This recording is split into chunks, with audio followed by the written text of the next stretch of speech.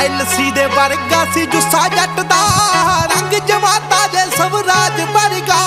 ਕਬੂਤਰੀਆਂ ਤੇਰੇ ਜਿਹੀਆਂ ਬਹੁਤ ਪਿੱਛੇ ਸੀ, ਮੁੰਡਾ ਸਰਪੰਚਾਂ ਦਾ ਸੀ ਬਾਜ ਵਰਗਾ।